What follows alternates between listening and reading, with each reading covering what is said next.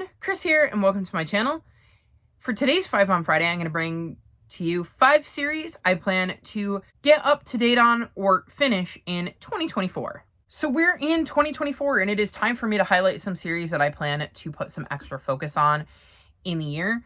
I believe this is like the 3rd year I've picked out series. I know that the first year I did dismally because I forgot.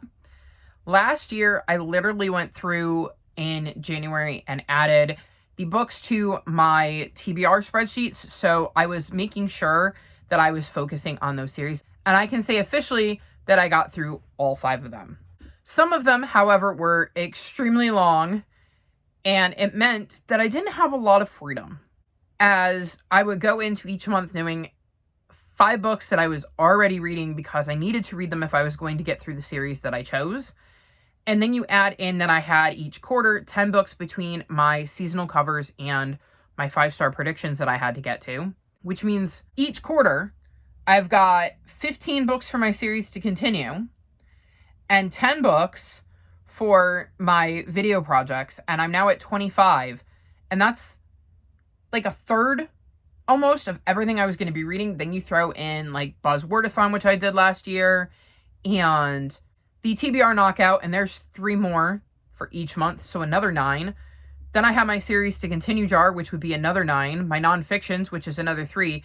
And you can see how my TBRs kind of ended up spiraling out of control, where a lot of the books I was reading were already kind of predetermined for me and left a little bit less wiggle room. So the series I chose this year were ones I was really excited about getting to and really wanted to focus on, but weren't necessarily ones that were super long, which was more of my focus last year. So the first series I'm going to mention is the Bake Shop Mystery Series. I started this series last year and I ended up throwing a book on every single month, and it worked out well for me. So this follows Jules, and she ends up having an issue with her husband where they become estranged. She was working on a cruise ship in a kitchen with him, so she ends up coming home to her hometown. Her mom owns a bakery there, and as Jules is trained to be a baker, she starts working at her mom's bakery again while trying to figure out what she's going to do now that her marriage is seemingly on the rocks. And of course, since this is a cozy mystery series, dead bodies keep turning up around Jules. There are things I really, really enjoy about this series. Usually I enjoy the way the mysteries are crafted. I very much enjoy Jules' relationship with her mom and her friends in the town and like her coworkers. There's a very found family vibe with them, and I really like the group dynamics there.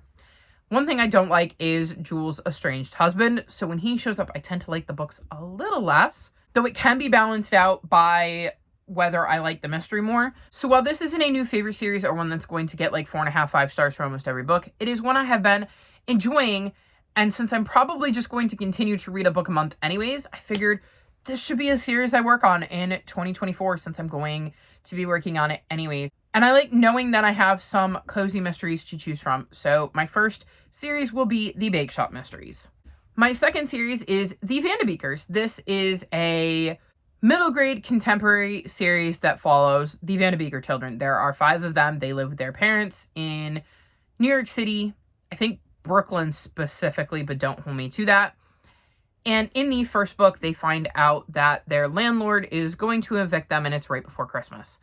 And so they decide that they're going to find a way to convince their landlord to change his mind.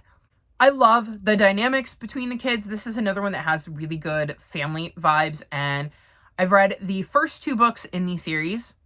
I believe there are 7 books in total, so I only have to read 5 more books to finish the series out because I believe that 7th book is the end of the series. And I'm very, very excited. I've given both the first 2 books 5 stars. I love, like I said, the family dynamics. They're really easy to get to. They're fun reads, and I'm really attached to these kids and their family. So I'm very, very excited to dive into the rest of their story and see what other kind of shenanigans they get up to. Then I'm going to go with Green Glass House. And this is interesting. So I read the first book of this a while ago, and I read it, I believe it was a pick for the, was it Middle Grade Magic? It was the book club that was hosted by Gavin and Jade, where they focused on middle grades. They no longer do that anymore, but that was how this book was brought to my attention, is I'm almost positive it was a pick for their book club. And I really enjoyed that one. I remember reading the second one and knowing I had left it too long because some of the details were fuzzy, and I definitely left the third one too long. So my plan is to reread this series. I'm on book 4, but rather than read book 4 and go, wait, what? I'm going to reread the first 3 books and dive into the world, because it is not linear. I know that much. I know that the third book takes place in the universal timeline before the first book, but I know it had references, and I feel like I should have been more familiar with them because I could feel it tickling at the back of my head, but I couldn't quite recall. So I thought this was a good series to kind of start over, refresh myself with, and continue, because I feel like I really should be starting it over if I'm going to continue on with it, because the details just aren't there. I know that the first book follows on, I believe his name is Milo, and he lives in Green Glass House, which is like an inn, and I believe it's right before Christmas, and they're supposed to be closed, and they're not supposed to have guests when guests suddenly start showing up, and there's a bit of a mystery going on as to why these people are randomly showing up at the end, because Milo does not believe it is random. I know I enjoyed what I've read, so I really want to dive back into it because the details are very fuzzy, and I just thought it would be a fun series to kind of dive back into, because I know from a little bit of research I've done that there is a bigger universe, so there are other series written by Kate Milford that are related to this universe, so I thought it would be fun to read this series and then branch out into some of the other series that are kind of related to this world. So very excited to dive into this series again and see where things go and kind of have all of the details fresh in my head. In that same vein, I'm going to be reading Lockwood and Co. I've read the first 2 or 3. See, I can't even tell you which ones I've read off the top of my head. And I think I remember saying when I read, I want to say book 2, that I was listening to the audiobook and I should have been physically reading along because I was not. And I had space where I was going to retain details from the audiobook, and I might have enjoyed it more had I physically read along. This is a spooky middle grade series that follows 3 kids. Obviously, one of them being Lockwood. Lucy and George, maybe? It's been a while since I've read one of these books, so the details are a bit fuzzy. But I know they live in a world where, specters, ghouls, ghosts, those kinds of things exist, and you can only really sense them if you're young, so the young have to kind of deal with them, and I believe it's Lucy. Our main character is definitely a young girl who ends up joining Lockwood and Co. in the first book. And obviously, I need to refresh myself on the details. So like Green Glass House, I will be rereading this one. But this is another one that I thought would be good to dive back into. It has a very different vibe than some of the other books I've chosen. And I'm quite excited to read it and give it the focus it deserves. And what's nice is, like I've mentioned with these series, you will see them pop up in my TBR videos, assuming I can get them onto my Phase 10 TBR, as I already kind of have them broken down and I can kind of space them out a little bit more. So watch for this series around spooky season.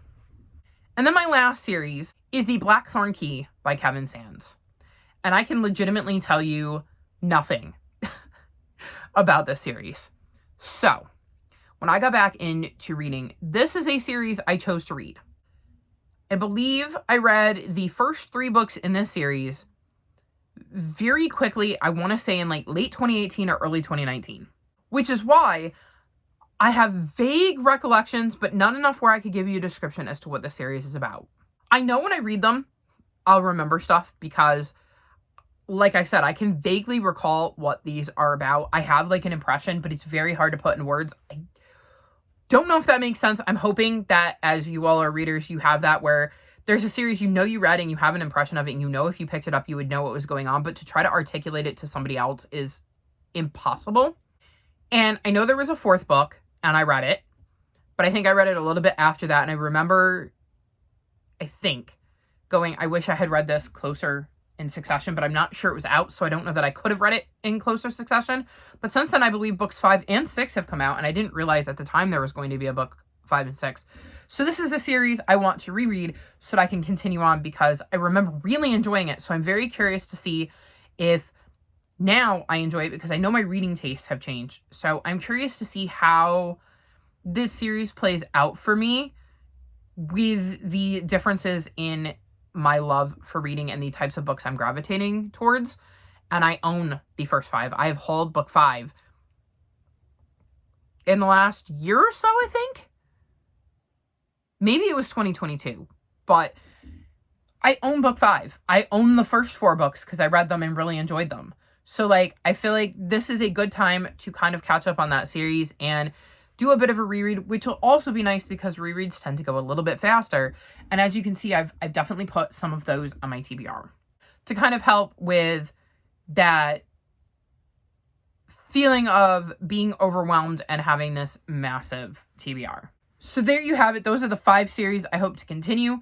They're very eclectic. I've got an adult cozy mystery, a middle grade contemporary, a middle grade mystery historical fiction in Green Glass House, because like I said, there's some timeline switches there where we have books that are set in the past, a middle grade spooky series, and then I want to say that the Black Thorn Key is either middle grade or YA, and it's historical fiction, I think mystery? See, I can't even tell you what genre it is or what age group it was written for. Probably should have looked that up before I started to film, but oh well. Those are the 5 series I'm planning on catching up on or finishing in 2024. I would love to know, what is a series that you have prioritized for the year 2024? Let me know in the comments section below. All of my social media is linked in the description below if you'd like to come chat with me. If you've made it this far in the video, leave me chocolate chip cookie emojis in honor of the Bake Shop mysteries. Like this video and subscribe to my channel, and I'll talk to you next time. Bye!